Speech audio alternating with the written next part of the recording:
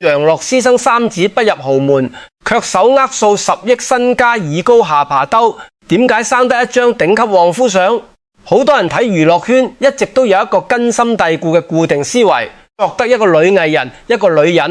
呢一世最圓滿、最風光、最值得撳慕嘅結局就係成功嫁入頂級豪門，擺一場勒動全港嘅世紀婚禮，安穩坐穩豪門佛泰嘅位置，從此相夫教子，衣食無憂、榮華富貴一世。呢個睇法幾乎係大半個香港社會嘅世俗標準，人人都覺得嫁入豪門就係人生勝利，冇嫁入豪門就係人生遺憾、情路失敗。但今日我蘇文峰同大家講一個鐵底官復常識、打破世俗認知嘅真實個案。呢個人就係香港公認嘅傳奇美人梁洛施。回顧梁洛施嘅人生軌跡，至今幾十年過後，仍然係娛樂圈、命理圈最值得深究、最有智慧、最體現天道玄機嘅經典案例。大家都知梁洛施20幾歲最青春、最貌美、人氣最聞風嘅黃金年紀，為香港頂級豪門李家、李嘉誠次子李澤楷誕下咗3個可愛嘅日子，足足為豪門延續3代血脈開枝散葉。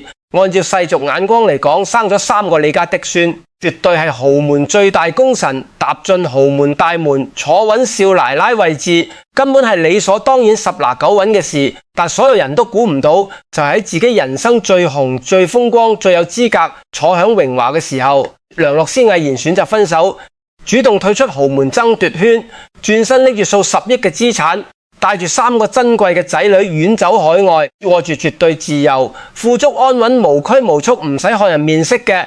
頂級生活。好多普通觀眾、普羅大眾睇到呢段經歷，第一反應一定會疑惑、會希禁，會覺得可惜，紛紛問我蘇大師點解會咁？明明生咗3個仔，為李家立下大功，居然最後都入唔到豪門大門。呢個唔係妥妥嘅豪門夢碎、情場失意、命運坎坷咩？今日我同大家講一句最真實、最通透，好多人唔敢講嘅玄學真相。呢個只係普通人好表面、好牛嗌、好世俗嘅睇法。你之所以覺得佢可惜，只係因為你唔識易經、國學智慧，唔識我蘇文峰幾十年傳承嘅寒熱命論，更加唔識我成日強調嘅面相核心鐵律相不獨論。梁洛施呢種生三子而不入豪門嘅人生結局，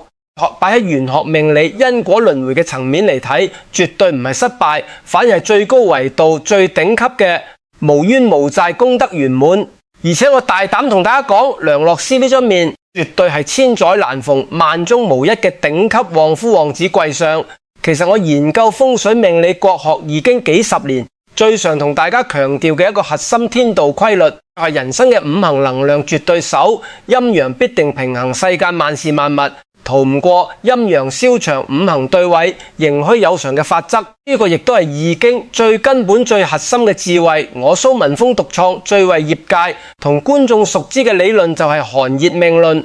我將所有人嘅命格分為寒命、熱命、平命3大類，萬事萬運吉凶啊福，全部都可以用寒熱調候、5行平衡嚟解釋。而梁洛施公係6月23日出生，正值仲夏火最旺嘅時節，火焰土燥，陽氣極盛，係典型標準嘅純熱命人。熱命人天生火氣過重，燥氣十足，一生最大嘅命格需求就係需要金同水2種五行元素嚟調和人局。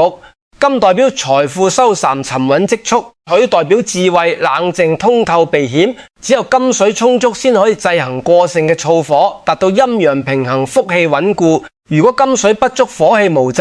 會火燥傷身、是非同身、情緒波動、運勢反覆。大家要知，娛樂圈名利場本身就係一個極燥極熱嘅大磁場，人人追名逐利、爭搶資源，心氣浮躁，火氣本就重到極點。而香港第一豪門李家，作為積累幾代財富權勢嘅頂級家族，佢嘅整體風水磁場係極為剛烈厚重嘅乾金，夾雜住家族傳承嘅烈火煞氣，氣場剛硬，壓力極大。大家記住一個命理鐵律，普通熱命人如果只因八字命格唔夠厚實，祖德根基唔夠穩固，硬要高攀強行嫁入呢種頂級豪門，就等於火上撳油，燥氣疊加煞氣。玄學上叫陽極生陰，過旺成災。短期內你可能風光無限，人人撳慕，但長遠一定會遭遇反噬。要麼陷入無休無止嘅家族爭產、派系鬥爭，要麼面對伴侶疏離、感情背叛、身心受損。呢個就係易經乾卦入面最經典嘅道理，亢龍有悔。所以我成日講，聽得懂天道因果、明白風水面相智慧嘅人，永遠比普通人更容易積福，更容易把握良運，遠離災厄。大家聽到呢度不妨動動手指，幫呢條視頻點個讚，點個訂閱。呢個動作唔係為咗支持我呢個老頭子，而係成全你自己。你願意主動尋求國學智慧，通透人生道理，追求家庭圓滿、命運順遂，呢一份善念正念就會同平台嘅正能量算法結一個善緣易經。講同氣相求，善念引善緣。你為自己嘅磁場點亮一盞智慧嘅燈，天道自然會指引你遇見更多正能量、高維度嘅資訊，幫你避開迷茫，遠離晦氣。呢種零成本、無需花錢嘅分享與悟導，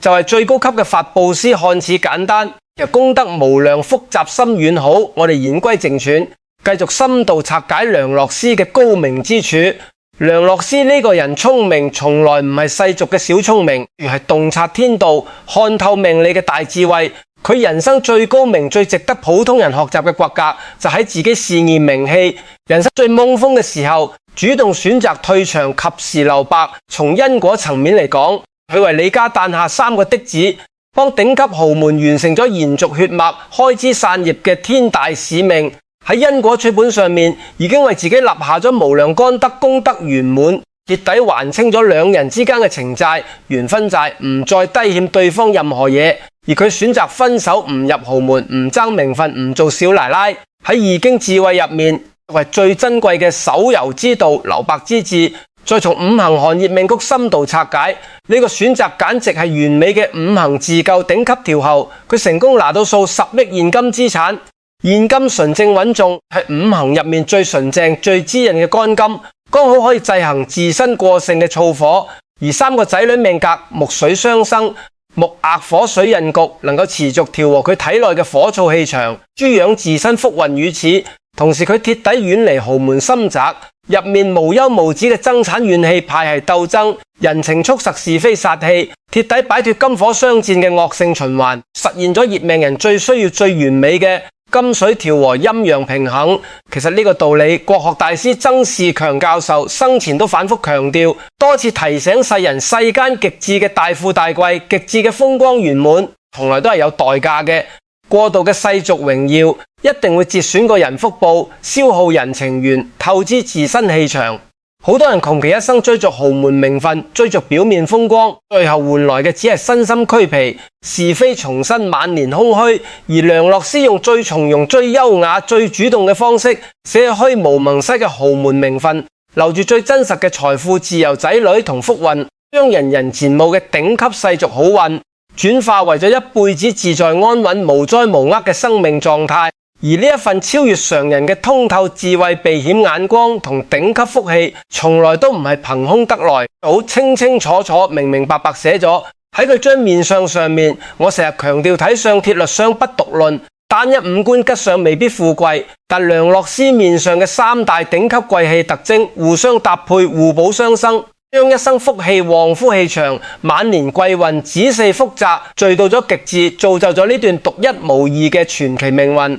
今日我就徹底公開，我喺電視節目風水專欄入面深度批算梁洛施頂級旺夫貴相嘅3大核心天機。首先，第一個頂級旺夫特徵係面相學中代表先天慧根、絕世靈性、超前眼光嘅貴相，以高於微，寓擴大反。大家可以認真翻看梁洛施不同階段嘅相片，無論細路時期、青春時期定係成年之後，佢一雙耳朵生得極之挺拔端正，輪廓分明，厚薄均勻。最難得嘅係月廓上邊緣明顯高過雙眉，面上古撇有雲，以高於微明。楊萬里耳朵掌管人嘅先天命格、少年運勢、智商、靈性同思維格局。耳朵生得高、生得端正嘅人，先天根基深厚，靈性十足，領悟力超強，天生就有個人嘅天賦同眼界，好容易年少成名，脫局而出。好多人會問我，蘇大師，耳朵高就一定旺夫、一定有福氣咩？其實呢個面相嘅玄學精髓不在於單純嘅名氣，而在於與生俱來嘅思維同骨骼能力。以高於微嘅人，大腦思維極之敏捷，直覺精準，眼光獨到，遇事冷靜果斷，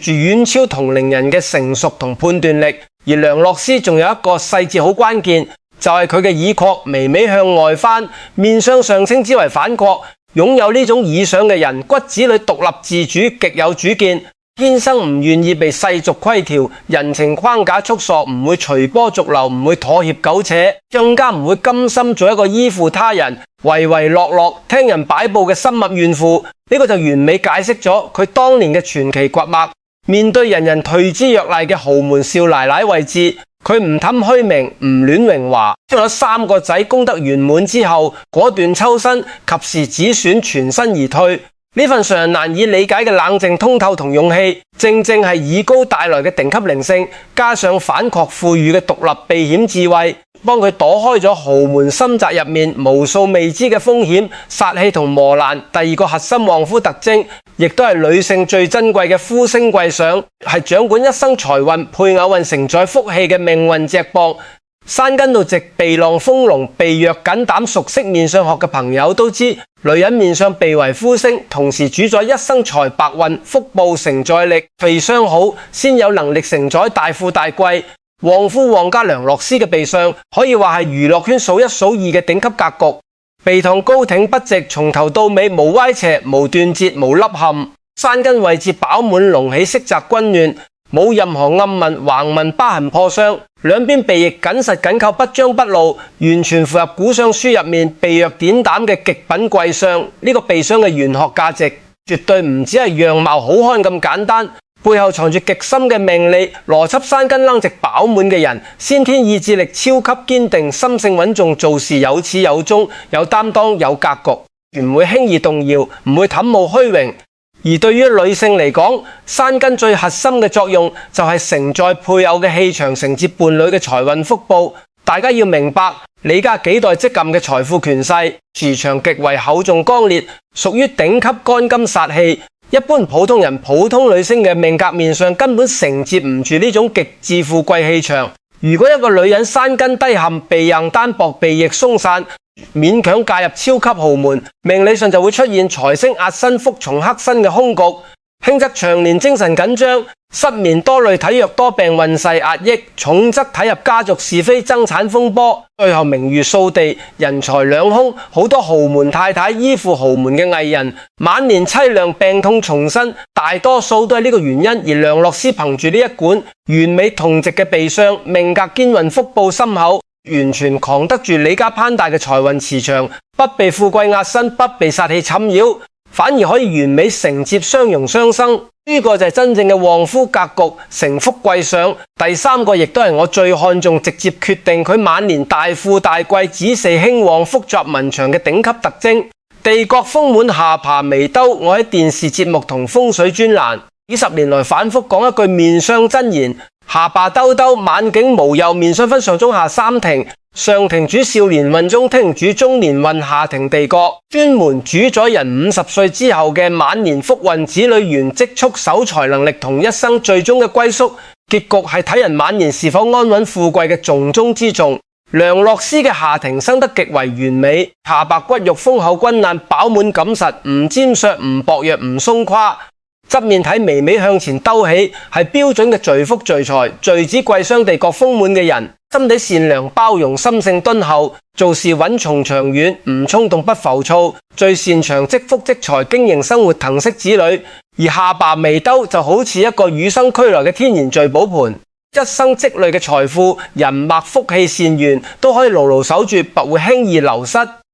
大家觀察身邊人就會發現，好多人年輕風光、中年發達，但下巴尖薄、地角無肉。晚年大多數財散人空，孤清無依，子女疏離。而地角飽滿兜起嘅人，縱使中年平平，晚年都會福運臨身，安享清福，子孫孝順。梁洛施呢個面相，徹底注定咗佢大器晚成、晚年極貴嘅格局。佢年輕捱過風雨，看透人情，累積財富與福報。隨住年紀增積，3個仔女慢慢長大成才，懂事孝順，自身運勢只會越嚟越旺，越嚟越順。晚年絕對係衣食無憂、富貴悠閒、天倫滿堂嘅頂級。結局好多人依家仲到誤解緊梁洛施，覺得佢冇嫁入豪門，冇正式名分，係人生輸家。但喺我呢個命理師眼中，佢先係真正嘅人生贏家，係將命理智慧、人生刮白玩到極致嘅高人。大家要明白，旺夫相從來唔係嫁俾先至旺，真正嘅頂級旺夫分兩個層次，世俗層次嘅旺夫係入門為妻，日日相伴，相夫教子；而最高維度嘅旺夫係成全對方圓滿因果，延續血脈，化解業債，同時唔被對方嘅殺氣、家族嘅紛爭、世俗嘅蓄同消耗自己。梁洛施身為熱命人，最忌長期困喺高壓燥熱、充滿爭執嘅豪門磁場入面。如果當年執意介入李家，長年累月進入家族人事財產爭鬥，金火相戰，燥氣無際，只會慢慢透支自身福氣，破壞命格平衡，最後難逃亢龍有悔嘅反噬。而佢主動留白，及時抽身，捨棄虛名，留住實位，先係最清醒、最聰明嘅五行自救。正如曾仕強教授所講，天道既滿，人事既遠，世間萬事留白先能長久之退，先能安穩。太過圓滿嘅人生，反而容易招妒、招災、招反噬。適當留白，適當放下，先係長久富貴、一世安穩嘅頂級智慧。其實拆解梁洛施呢個經典個案，唔係為咗講明星八卦，而係想話俾每一個普通人知，命理面相從來唔係宿命定局，而係提醒我哋知進知退取捨。有到好多女性一生執着於婚姻名分，執着於世俗風光，執着於他人眼中嘅完美，勉強自己進入唔適合自己嘅環境，依附唔適合自己嘅人，最後透支福氣，身心俱疲，得不償失。而真正嘅好命，從來唔係嫁得好，嫁入豪門，而係自身格局夠厚，眼光夠遠，懂得取捨，手握人生主動權，你有能力成就他人，成全緣分，亦都有勇氣抽身離場，保護自己，守住福報，呢個先係最高級嘅人生風水。同時我都想提醒大家，睇相一定要記住相不獨論，千祈唔可以單憑一處五官就隨便下定論。單單以高可能恃才傲物，單單鼻高可能剛愎自用，單單下巴兜可能性格固執。只有多處吉相互配，五行相生，心性相合，先可以將先天貴氣、後天福氣徹底發揮。先天面相命格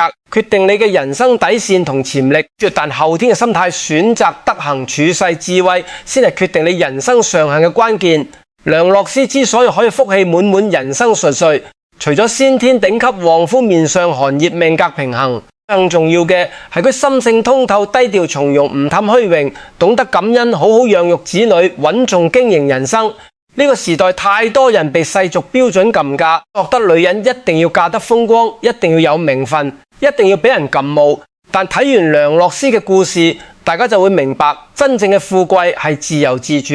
真正嘅旺夫係互不消耗、互相成就，真正嘅好命係知進知退、無災無厄，晚年安穩，捨棄虛名，留住實福，擺脫束縛，守住自我。呢份常人難及嘅通透智慧，先係佢一世受用不盡嘅頂級福報。今日我用國學易經寒熱命論面相甄別，同大家徹底拆解咗梁洛施生三子不入豪門，手握巨富享自由嘅頂級命理真相。希望大家唔單止睇到明星嘅傳奇，更可以學到實用嘅人生智慧。改運道理，面相藏天機，命格講平衡，人生為取捨，福報在心性。如果你覺得今日呢段分享對你有啟發、有幫助，記得點讚、收藏、轉發、分享，將呢份正知正見、國學智慧傳播出去，廣結善緣，累積福報。記得訂閱頻道，我下次繼續同大家拆解更多名人命理、面相天機、風水改運智慧，用最落地、最通俗、最真實嘅玄學道理，幫大家看透人生，圖吉避凶，積福改運。